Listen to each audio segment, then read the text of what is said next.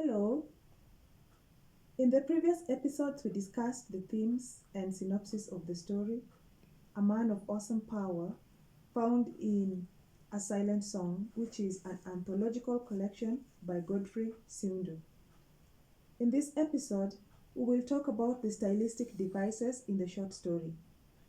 To get the notes for the entire episodes on this series, please call the number that will be provided at the end of this discussion. The notes will be provided in PDF formats. Welcome.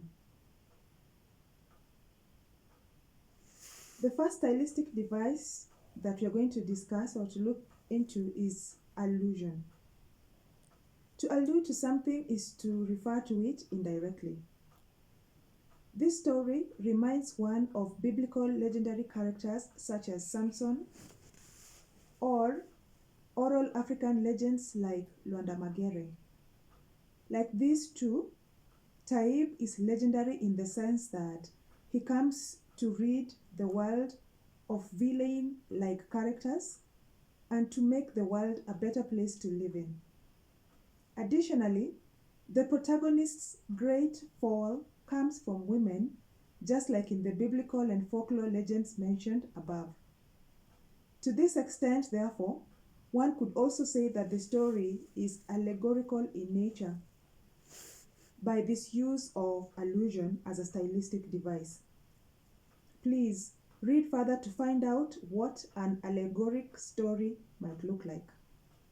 Secondly, we will discuss symbolism as a stylistic device used in the story.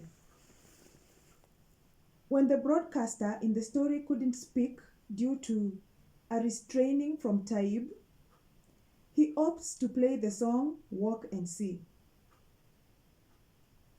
The song is symbolic of how Taib walked about the city looking for broken things to repair. So there we see symbolism in the song Walk and See, which represents how Taib would walk around and see things. So therefore, symbolism as a style has been employed in the story through the use of the song. Thirdly, we have satire. So here we can see that the author employs humor and irony, which, as you all know, comprise satire.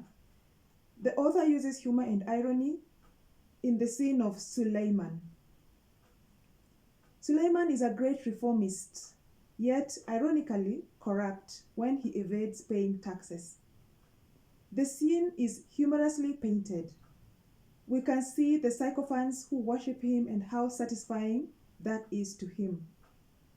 When his humiliation and shame comes, when he's forced supernaturally or magically by Taib to go and pay his tax, we easily laugh at him as he is reduced to a caricature. When we are told he will regret his actions when he comes to his senses, we do not pity him but laugh at him. So there we see the author cleverly employing humor and irony in the form of satire as a stylistic device. Next, we look at dialogue, which is used very minimally, it's a minor device that has been employed by the author. The device is briefly used at the scene of the bus when the people awaken to the injurious actions of the man who had hit a woman in the bus and demand justice for the woman. They cry out, opening speech mark, "He deserves it! He deserves it!" Exclamation mark, closing speech mark. So that is dialogue as a stylistic device that has been used. Lastly, we have juxtaposition. Juxtaposition happens when two entities or more are compared or contrasted as they are placed side by side. Taib meets a new flame who sends him in ecstasy as he seems to mysteriously recover his youthful exuberance. Before committing adultery with this woman, he says, opening speech mark, "Would it do any harm to one who wished to repair the world if he also sought to heal himself?" question mark, closing speech mark. The act of his being a repairer of the world versus his being a healer of himself is compared. Therefore, that is a contrast that exhibits or that shows juxtaposition. Which other stylistic devices can you spy?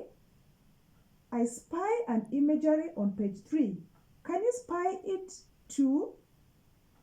With that, we come to the end of the episode and then of the entire series on A Man of Awesome Power. Thank you for watching. Please, if you haven't watched the first two episodes, kindly go and watch, like and subscribe. And also don't forget to hit the bell so you don't miss any notification on this channel. Goodbye for now.